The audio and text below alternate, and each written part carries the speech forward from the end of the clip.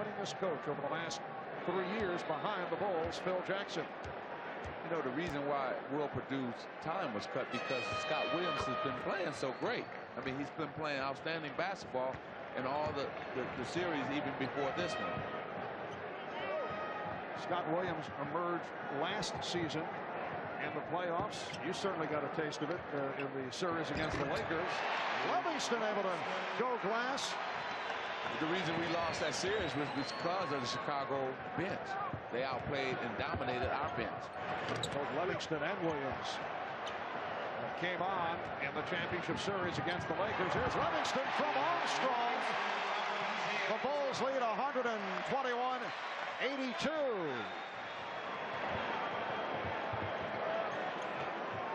You know, I kind of see a lot of confusion going on with the Portland team. They don't know what quite they want to run, and they got different guys not in the position they're supposed to be in. I think you were right on target earlier, though, when Portland was in the process of being blown out early third quarter, but they continued to fire up from all angles rather than go to either pounding it inside or, on the other hand, trying to work on something that might help Friday night. Timeout has been called by the Blazers with 2:56 remaining in the fourth. NBA TV's Game Time is bigger than ever. Stacey King on the foul line. The biggest lead of the night, a 38-point margin. The Bulls right here lead by 37. The all-time record, largest differential in an NBA Finals game, 35 points. Washington doing it against Seattle back in '78. And I think our total was 33 against the Celtics. We're right up there, too, I think. Quick research tells me yes.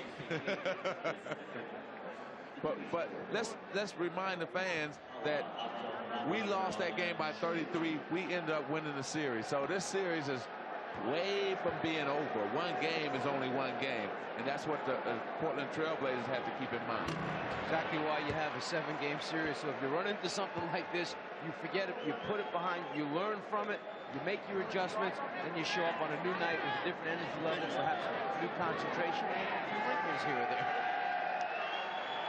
There'll be a lot of tape watching tomorrow. You can believe that on that Portland Trailblazers side. And you wonder what wrinkles Rick Adelman can come up with against Michael Jordan. As you mentioned, Mike, very little he can do when Jordan is sitting from long range, 6 for 10 from three-point land, but I would think there will be a slightly different approach. I would think we'll see a little bit more aggressive Portland defense, perhaps a little more trapping, getting out and denying, overplaying a little bit more, maybe go to their half-court trap that they have used at times in the past to take Chicago out of running their offense as smoothly and as well as they do.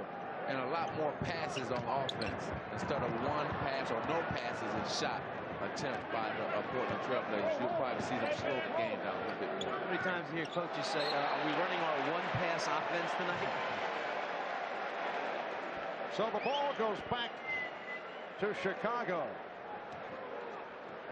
on a night that has seen Michael Jordan come through with one of the great NBA final performances, 35 points in the first half, and that is a new record. Here's Bryant, and Bryant gets it back. Very persistent and able to hit the Bulls 122 and the Blazers 87. Portland has turned it over 20 times. And off those 20, I would believe that Chicago has scored maybe 15 times off those 20 turnovers. Nice give and go between Hansen and Purdue is fouled. And you know what happens? Guys get to know each other in practice, and that's why that give and go was nice. You can tell that they were looking at each other and say, okay, I'm a back door, but I'm going to look for you, Will, when I get it. And they work that to perfection, the give and go. Young people out there should watch Bob Hansen and Will Perdue on that play because that's what basketball is all about. To me, one of the nice things about having a few days off before you start a championship series is you really notice what the points of emphasis are for the various teams, what the coaches have been emphasizing in their practice sessions. With Chicago, you knew it was offensive execution and spacing. They kept moving out behind the three-point line. Off the travel. Chicago gets it back as we approach 1 minute remaining in this fourth quarter. The capacity crowd has been filing out right throughout the quarter. An enormous night for the defending NBA champion Chicago Bulls. Here's Purdue, wild shot. Livingston with the save off the face of Purdue. To check out the description of that on the Will 1-900 number that he has going here in Chicago. I have a feeling he'll be dealing with that. The steal by Watley puts the move on, and Armstrong gets it back. To tell you how good the Chicago team defense has been tonight, Portland came in here averaging 115 points in the playoff. Tonight, only 89.